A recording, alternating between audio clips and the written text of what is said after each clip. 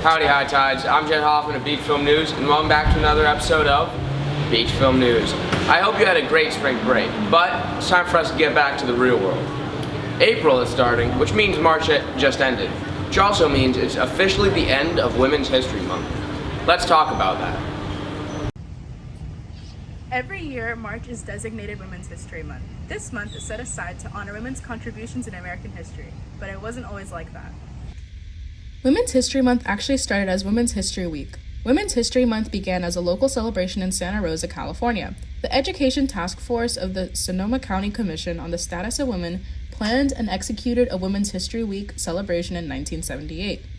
The organizers selected the week of March 8th to correspond with International Women's Day. The movement spread across the county as other communities initiated their own Women's History Week celebrations the following year. In 1980, an association of women's groups and historians, led by the then National Women's History Project, successfully lobbied for national recognition. In February 1980, President Jimmy Carter issued the first presidential proclamation declaring the week of March 8, 1980 as National Women's History Week. Subsequent presidents continued to proclaim a National Women's History Week in March until 1987, when Congress passed a public law designating March as Women's History Month between 1988 and 1994. Congress passed additional resolutions requesting and authorizing the presidents to proclaim March of each year as Women's History Month. Since 1995, each president has issued an annual proclamation designating the month of March as Women's History Month. That was a brief history of Women's History Month. But what women do our High Tides look up to? Is there a woman you look up to? Julia from The Magicians. An iconic woman. Martha Stewart. Kim Deal. Zendaya. Oh, and what women I look up to? I look up to Miss T, my art teacher, because she's really creative and she helped me creative. Addis Rodriguez. Stevie Nicks. One person I look up to is Miss Carmona because she has a good amount of independence in her life, and she's just always in a great attitude. Miss Sakowitz. I think of my coach Diana, because she's strong and she fights bullies. Kelly Uchis. Probably Zoe Kravitz, because she's iconic. Miss Chi Pierce. Ruth Bader Ginsburg. A woman who inspires me is Miss Monsalve. 3. A woman I look up to is Stevie Nicks. Simone Biles, considered the greatest gymnast in history.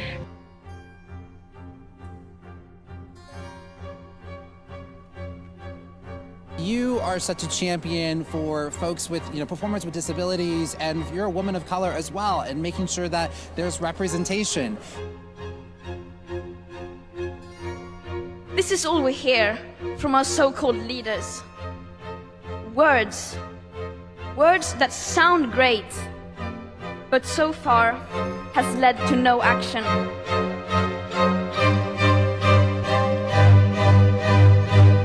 Goes to Lupita Nyong'o.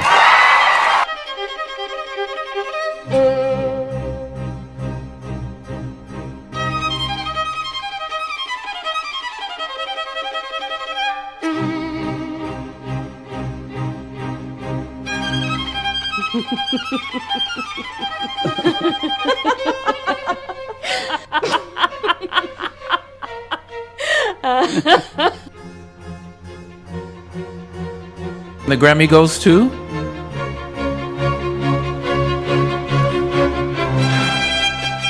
Oh, okay, wait a minute. History has just been made. Breaking the all-time record for the most Grammy wins ever by any female artist or any singer, male or female, the Grammy goes to Beyonce! People ask me all the time, what kind of stories do you want to tell, Viola? And I say, exhume those bodies. Exhume those stories. The stories of the people who dream.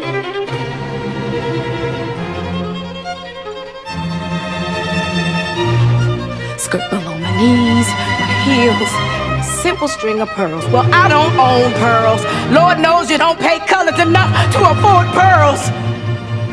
And I work like a dog day and night, living off of coffee from a pot none of you want to touch.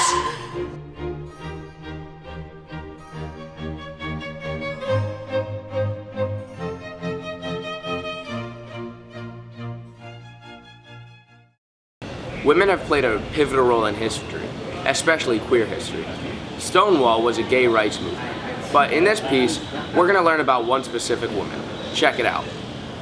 Okay, hey man. Hey Jasmine, how are you? I'm good. All right, so what are you going to talk about? Today, we're gonna talk about Stonewall and how that whole movement is the reason why LGBTQ members can be like free. Stonewall, that's an interesting name. Why is it called that? It actually started in the Stonewall Inn, which is in New York, and it's like kind of like a bar, hotel kind of thing. Yes. Yeah. And on June 28th, 1969 is actually when it happened. Yeah. And the police went to like raid the bar, and then that's when the whole like bar full of people decided they wanted to like stand up for themselves. So did they do it in the moment or did they plan it out? No, it was very much in the moment. Wow. So it must have been really like frustrating. Yeah, it was, and it happened like it like was there for a while. That like whole revolution, it was just there for I think a good, I want to say week. A week? That's a long time. Yeah, they're fighting for their lives. They were fighting. Yeah, I mean 6 days I just laid down at home, but they were really fighting for their freedom. Yeah, they really were. Honestly, they have a lot more courage than I could ever have. Oh, and also earlier you told me about someone's very specific.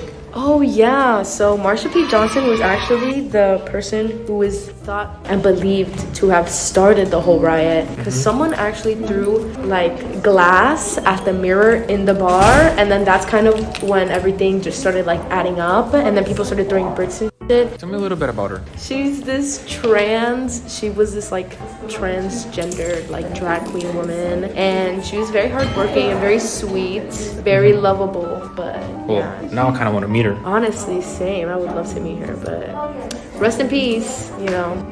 Oh yeah, so literally when the riots like started, it was crazy because a fire broke out. How did the fire start? I don't know. Yeah. The fire broke out. And literally the revolutionists, they took the police that were attacking them and stuff and threw them into the building. This is madness!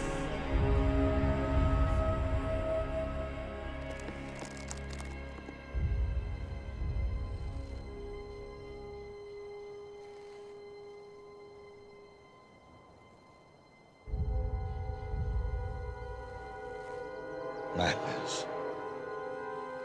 This is Sparta! Damn, that's intense, but anything for freedom, am I right? Yeah, honestly. Is there anybody else popular that is involved in this event? It was like a really big movement with thousands and hundreds of All right, Jasmine, I'm gonna stop you right there. Anyway, High Tides, that's the story of the Stonewall Revolution.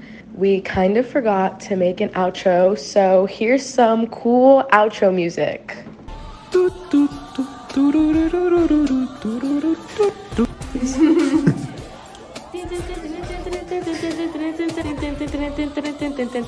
think that's It's great to know people's history. So why don't we learn a little bit more about one of our newer teachers, Mr. Maloney.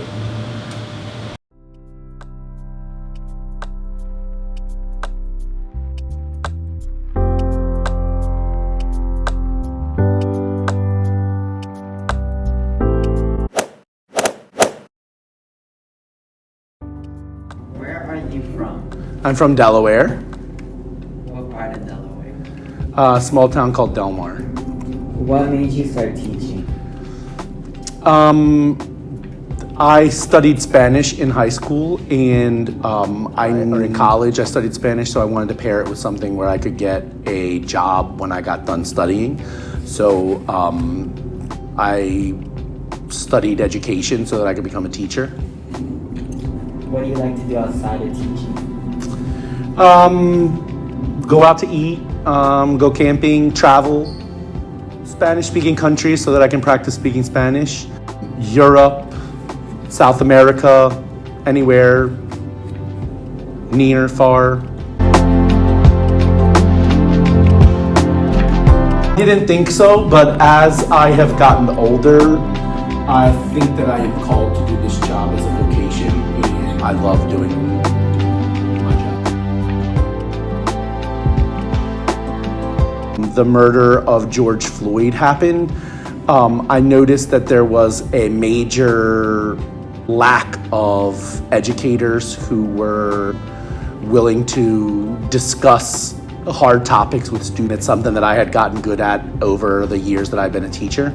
And in an environment like South Florida, where there are a lot of Spanish-speaking people, it would be a real benefit if I became a history teacher to help with students learning more about history.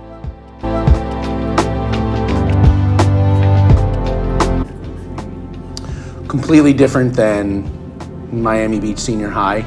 I went to a small school where pretty much everybody who went to school there started off in kindergarten together, and we graduated together, and so everybody knows everybody, everybody's all up in your business, you kind of like know everybody from when they were kids, so it's a different feeling than growing up in a big city where, you know, people are coming from all over. And no one spoke Spanish, like literally no one. What do you love about your job besides the students? That's probably the best part about the job, is getting to have an impact on students' lives and getting to see that and being thanked for it later on down the road. And if you wanted to be teaching right now, what do you think you would be? Laying on a beach somewhere, enjoying a cool, refreshing drink, and getting sun. Okay, yeah. Okay, that's it. thank you.